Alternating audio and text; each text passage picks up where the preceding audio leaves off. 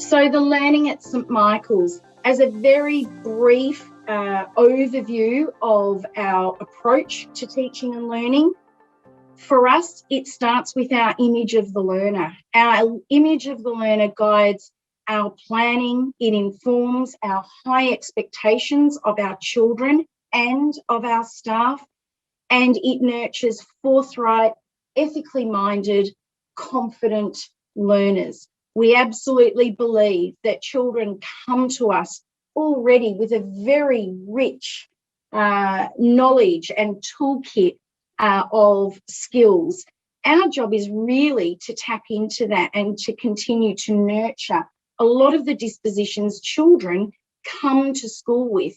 We believe, for us, our image, our profile of the learner, we believe children possess some of these key dispositions, that they are confident, they are courageous, they are tenacious, they are persevering, they come to us incredibly curious, and they come to us because of that curiosity, incredibly motivated to learn. We are very mindful of the privileged role that we have in shaping and modelling for our children those dispositions, but also in their learning journey, that we don't squash that natural curiosity that they come to school and they come to kindergarten possessing.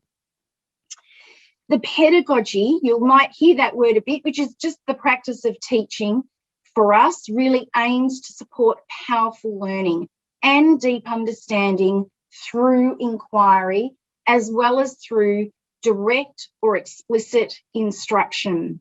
You may have heard debates between inquiry-based learning, project-based learning, direct instruction, explicit instruction, that it needs to be one or the other.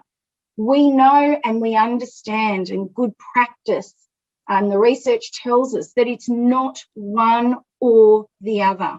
The two need to exist hand in hand in order for us to provide those really rich, deep learning experiences. But we know in children coming to school incredibly curious that we need to tap into that curiosity, know our curriculum incredibly well, and then really target our teaching to the individual needs of our students. Every week, our directors, along with our classroom teachers, meet. They meet about your child.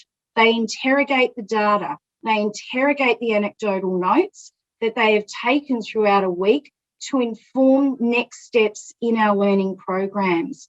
We are very guided by what your children already bring to the learning situation, and therefore their individual starting points for us is what helps to shape our programs. So whether it's that your child requires extra support at times, or whether it's that your child needs to be extended, those weekly meetings with our directors and our classroom teachers we see as absolutely fundamental to shaping and building those programs. You'll note that our environments, our learning environments, which we deem to be the third teacher, they're very flexible and they respond to the needs of the children. They are clearly linked to contemporary teaching and learning.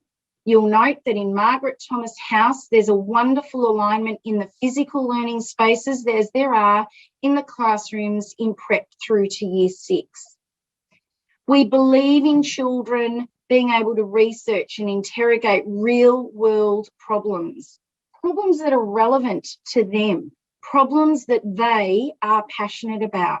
And as we've become very well aware that over time, those various problems and interests have changed. And so we too need to change. The relevance of tasks cannot be underestimated, as that's the way that we continue to keep our children connected and engaged with their learning. Where it makes sense and where we are able to, we employ a transdisciplinary approach.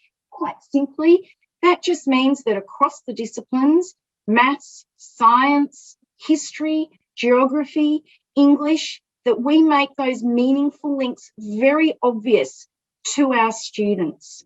It's an important part of the program, but where it doesn't make sense to make those connections, we also don't force them.